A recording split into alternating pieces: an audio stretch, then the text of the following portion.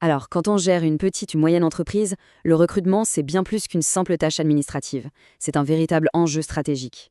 Pensez-y, chaque nouvelle personne qui arrive peut soit faire décoller l'entreprise, soit la freiner net.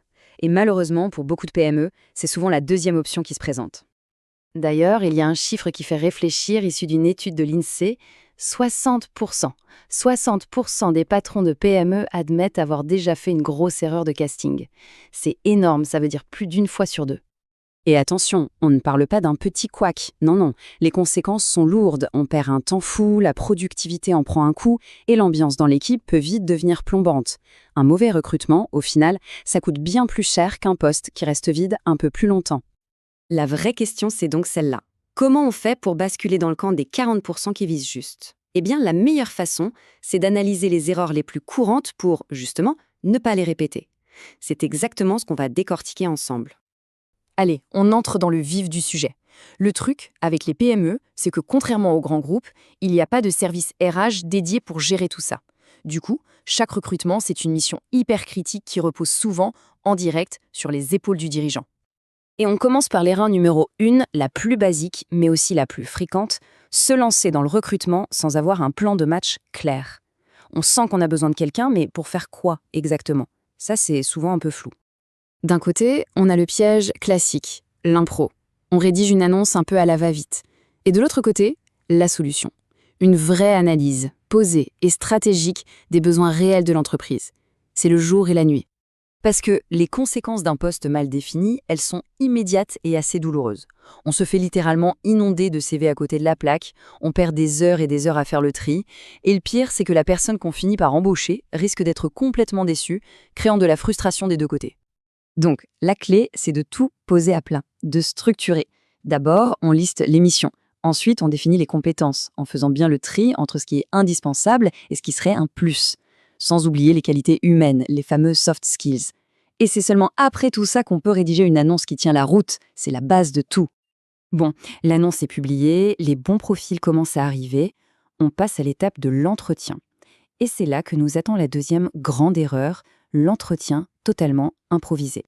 Il faut vraiment se sortir de la tête que l'entretien, c'est juste une conversation sympa pour sentir le candidat. Pas du tout. C'est un outil d'évaluation.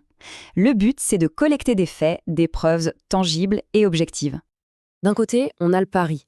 On se fie au feeling, à l'impression, ce qui laisse la porte grande ouverte à tous nos préjugés, même inconscients. Et de l'autre, on a la méthode, un processus structuré qui permet de comparer les candidats de manière juste et équitable. Le pouvoir de cette approche, c'est qu'elle demande des preuves. Une question comme « Décrivez-moi une situation où vous avez dû », ça change tout. Ça force la personne en face à illustrer ce qu'elle avance avec un exemple concret de son vécu. Et c'est tellement plus parlant qu'un simple « Oui, oui, je suis un bon manager ». Et pour y arriver, il y a des outils tout simples, hein. Une grille d'évaluation, la même pour tout le monde, des questions qui poussent à raconter des expériences, des petits cas pratiques, et surtout, faire l'entretien à deux. Ça permet de croiser les regards et d'être beaucoup plus objectif. Passons maintenant aux erreurs 3 et 4. En fait, elles sont très liées. Elles viennent toutes les deux d'une vision un peu trop étroite du candidat, souvent limitée à ce qu'il y a d'écrit noir sur blanc sur le CV. Le piège, c'est donc de croire le CV sur parole. La solution, c'est d'aller plus loin, d'adopter une vision à 360 degrés.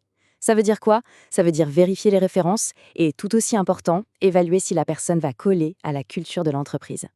Parce que si on ne fait pas ça, on prend le risque d'embaucher quelqu'un qui a un peu embelli son CV. Ou pire, on recrute une personne techniquement excellente, mais qui va saper toute l'ambiance de l'équipe. Et dans une PME, ça, c'est juste fatal. Ce graphique y résume parfaitement l'idée. L'équilibre idéal, c'est du 50-50. 50% de compétences techniques, c'est la base évidemment, mais les 50 autres pourcents, c'est le savoir-être et la compatibilité avec l'équipe et les valeurs de l'entreprise.